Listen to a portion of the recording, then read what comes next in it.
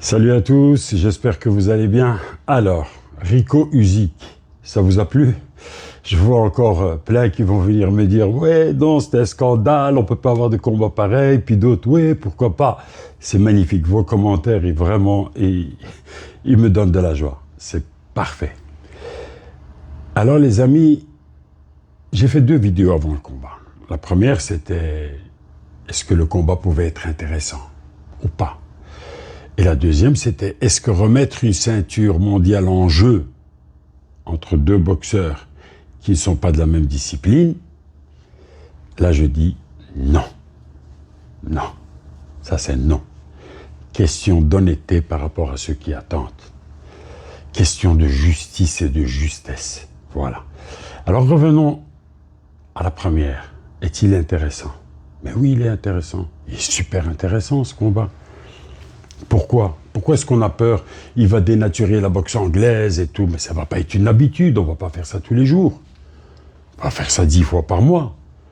C'est un combat qui vient, je ne sais pas tous les combien. Et en plus de ça, c'est pas un combat spectacle, non, tu as 2 champions.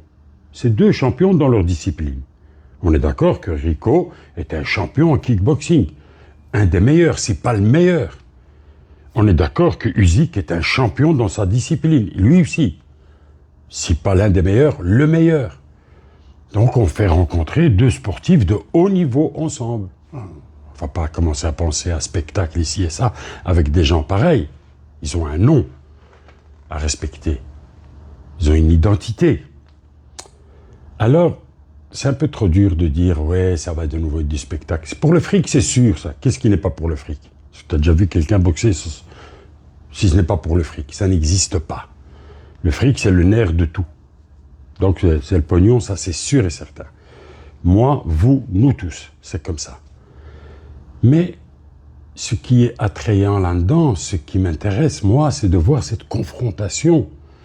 Comment celui qui vient du kick va s'adapter à l'anglaise? Comment celui de l'anglaise va s'adapter à quelqu'un qui ne fait pas de boxe anglaise normalement? Il a une autre boxe, et c'est un solide morceau, un solide gaillard. Il est plus grand, il est plus lourd, il est musclé, il est en pleine forme de l'âge. Usyk aussi, il est en plein dans son art. On le voit, les entraînements, Usyk l'a pris au sérieux, il s'est bien entraîné. Il ne s'est pas moqué de Rico, jamais. Et Rico, il est venu là, il est monté, il a pris le ring comme un patron. Il est venu, il a avancé sur son adversaire, il lui a coupé le ring. Il l'a embêté. Il l'a poussé dans ses retranchements, on l'a vu. On l'a vu, respect, grand respect à Rico. Et puis, il y a vraiment des erreurs que l'on voit, vous le voyez, même si vous n'êtes pas des spécialistes de la boxe. Rico, il avait la tête en avant, comme ça, tu vois, là. Et il boxait tout le temps la tête en avant, il se rabaisse, tout son avantage où il est le plus grand, il le perd. Il le perd parce qu'il boxe comme ça. Il avance la tête, il allonge son cou, il raidit la tête, c'est une cible facile. Il est facile. Il n'y a pas de... Il passe en dessous, non. Et tout ça, c'est normal, il vient du kick. C'est là où on peut étudier, où ça devient intéressant. Demain, je suis sûr et certain, plein de kickers, plein de kickboxeurs vont se mettre à l'anglaise. Plein, il y en a plein, j'en suis sûr et certain. Je l'ai vu, je l'ai vécu. Je l'ai vu, Aziz Katou était un boxeur, il était dans le kick, dans la boxe américaine. Et puis, il est venu à un moment donné à l'anglaise, et depuis lors, il savait aussi bien boxer l'anglaise que le kickboxing. La même chose pour Khalid Railou. Il est devenu champion du monde. En boxe anglaise, il est devenu champion du monde. Mais lui, il est parti, il a fait un parcours en boxe anglaise. Il est parti du kick, il est venu en anglaise et il a travaillé. On parlera un jour de ce grand champion. Jérôme Le Banner, il a fait plusieurs combats en boxe, je ne sais plus, il en a 6, je crois, ou 7. Il était très solide, hein, mais il n'y avait pas de ceinture en jeu. Donc voilà, et ça passait tranquille. Ça, c'est une chose. Alors, mettre sa tête en avant, comme ça, comme il fait, ben, il prend 50% des coups totaux, il les a pris pour rien. À distance, tu es grand, mon ami, tu es grand. Tiens-le à distance, comme tu faisais. Essaye de varier un peu la boxe. Pas jabs, jabs, droite, jabs, jabs, droite. Non, varie, travaille en haut, en bas. Et puis, t'es trop brouillon. Dès que tu l'as touché, tu l'accroches. Non, dès que tu l'as touché, un pas en arrière et continue à le boxer. Tu vois? Et lui, qu'est-ce qu'il fait quand tu l'accroches? Nous, on a une lutte dans la boxe anglaise. On sait se retirer, on s'extirpe. Comme une anguille, on sort. Ça, c'est ce que Usyk a fait. Et Usyk a aussi eu un peu du temps.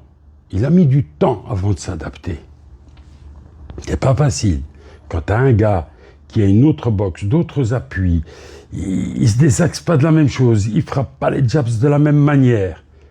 Tu vois, c'est normal, ils préparent les coups de pied, eux. Ils ont une autre façon de frapper. Et tout ça, c'est intéressant. C'est intéressant, les gars. Alors, il y a eu une grosse... allez, je dirais... j'ai pas envie de dire le mot parce que j'ai envie de rester respectueux vis-à-vis de tout le monde. J'aurais pas fait comme l'arbitre. J'arrête pas avant le... Non. Et la cloche a sonné. Le round est fini. Il rentre. Je m'inquiète pour le boxeur. C'est tout à mon honneur. Je vais voir. Je parle avec son coin. Je peux appeler même le médecin. Puis il reprend le round.